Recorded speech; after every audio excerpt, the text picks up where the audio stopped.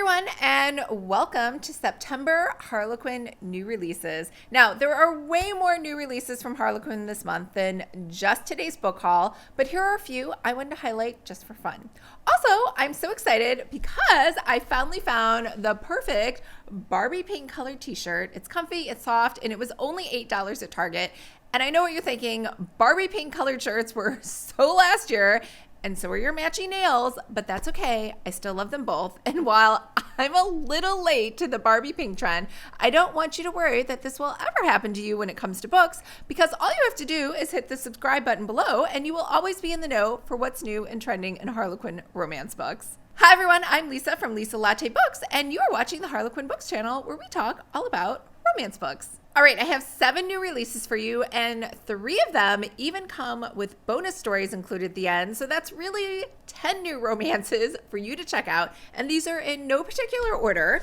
Our first book is Illicit Temptations by Katee Robert, which is actually 2 of her stories, Make Me Yours and Make Me Need. And in Make Me Yours, Becca has what she thinks is going to be the best one-night stand ever with Aaron at her sister's wedding. The sex is amazing. In fact, it's so great, Aaron announces at the end that they broke the condom, which normally would be cause for alarm, but Becca reassures Aaron that she's on the pill. However, the lighthearted fun mood has also been broken, and Becca walks out and tells Aaron to have a nice life. Fast forward 3 months later, and Becca's pregnant. Aaron heads right over to her apartment to discuss things and is repulsed and disgusted by how small and shabby her apartment is, and demands that she move in with him at his luxurious penthouse, which, let's be real, 1, is not a bad offer, and 2, is a super supportive reaction to a one-night stand from 3 months ago. But Becca has no interest in being a couple, so you'll have to read this to find out how Aaron works through this and if they end up together. Now, the second story, Make Me Need, we get to meet Aaron's sister, Trish, who can't find a job and is forced to take the only job she can find, which is working for her brother, Aaron. But since Aaron just had the baby, he's MIA, leaving Trish to work solo with Aaron's friend and very attractive business partner, Cameron. So there's an instant attraction between Trish and Cameron from the moment he saves her from falling off a ladder, and they want to remain professional in the office, but the attraction between them is building, especially when they're always alone together and traveling alone together for work. So this is a nice slow burn romance where you get to see both Aaron and Becca from the previous story make cameos in the next one. Next is Love and Sports Ball by Mika James, where Khadijah has a one-night stand with Shay, whom Khadijah thinks she'll never see again. But surprise, Shay actually turns out to be one of Khadijah's co-workers she didn't even know she had. So how did this happen? Khadijah just landed the night before in Atlanta, and she has her dream job as the athletic trainer for an Atlanta basketball team. So on her first night back, her sister takes her out for a fun night on the town, and then when her sister sees that Khadijah and Shay are hitting it off, she secretly sneaks out, leaving Khadijah there so that she has to ask Shay for a ride home. Shay then comes into Khadijah's apartment where they have an amazing night. And then the next morning, she tries to get Khadijah's phone number, but Khadijah is all about business and starting fresh at her new job and tells her no, because she doesn't want to be worried about romance. But guess who is a star basketball player on the team that Khadijah's working at? So you'll want to read this to find out what happens, because the attraction between the two of them was off the charts. And even though Khadijah was immediately regretting not getting Shay's phone number after she turned it down, Khadijah has a strict policy of not mixing personal with professional, but Shay has no such policy. The next book is Forbidden Royal Vows by Caitlin Cruz, where we have a secret marriage. Did you catch that? Secret marriage, not fake, but secret. So one of my favorite tropes is the fake relationship trope, but I don't know, I'm kind of liking this secret relationship trope romance we have going on in here. So Mila and Kaya secretly got hitched because she was super attracted to him. But they didn't speak again after that for quite a while, and Mila actually tries to secretly divorce Caius, but he still carries a torch for Mila, so he refuses to sign the paperwork, and he wants to give it a second chance. So after Mila's father dies, she's declared queen, and her empire demands that she find a husband, so the pressure is on for Caius to publicly declare his marriage to Mila or let her go and find a new husband.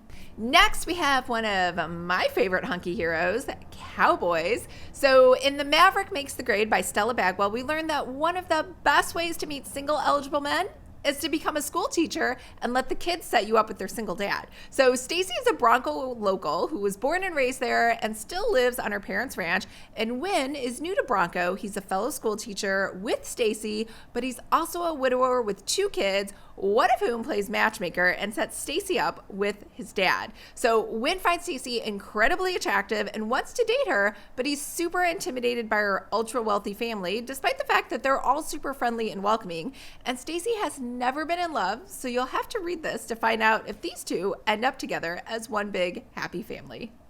Next up is Renegade Wife by BJ Daniels. So what's a girl to do when she wakes up and finds out that her husband is a con artist who's run off with all of her money and jewelry? Most people would cry, including myself, but Geneva is different. She's going to hunt him down and bring him to justice. Of course, she's never done anything like this before, and definitely not in the Montana wilderness. So she hires Calhoun, a local guide, to help track him down. And yes, she happens to hire the hunkiest guy, which is something I would do. And there are dangerous men on the hunt for money that Geneva's husband stole from them, and they think she has it. So even though Geneva didn't hire Calhoun to protect her, he's falling for her and doesn't want anything bad to happen to her. So he's also her bodyguard. The bonus story at the end is Mile High Mystery by Cindy Myers. So Zach is a search and rescue volunteer who helps people stranded in the woods, including dogs, so he's a saint. And he's also a big, hunky, 6'4" guy. So it's a tragedy when he discovers the body of his sister murdered right in his own town. So his sister that he thought was killed 4 years ago, but was secretly in Witsec. So now it's up to him and the FBI agent Shelby to work together to find the real killer.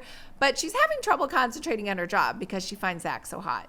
Next, we have a historical romance, Cinderella at the Duke's Ball by Bronwyn Scott. It's 1824 England, and this season has just begun. So Cora's aunt means well, but she's chosen some of the ugliest dresses ever for Cora.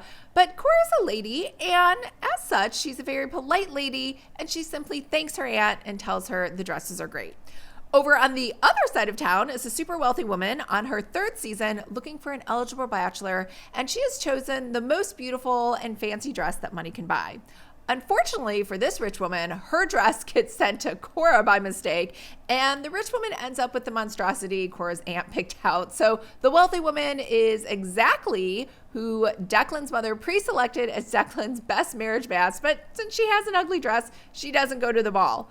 Cora, on the other hand, does end up with the world's prettiest dress, and instead of returning it, she wears it to the ball and she snags the Duke, which the moral of the story is that if you want to fall in love with the Duke, you need to have the right dress or figure out how to have it accidentally delivered to you. Our last book is Reunion with the ER Doctor by Tina Beckett. So Eli and George were both ER doctors together in Anchorage until the night poor Eli sprung a surprise proposal on Georgia, who says no and then bails on both Eli and Anchorage. She told him she didn't want to get married and then just took off. So Eli rebounds with Lainey, who marries him and then divorces him. And a year later, after Eli's divorce, Georgia starts feeling a little sentimental for Alaska and returns to the ER department, and this becomes a second chance romance. All right, that's a wrap on some of the exciting new releases for September from Harlequin, but there are many, many more, so make sure to check them all out at harlequin.com. All right, happy reading, and remember, if you like hearing about romance books, that's all we talk about on this channel, so make sure to hit the subscribe button below. We post new videos all the time.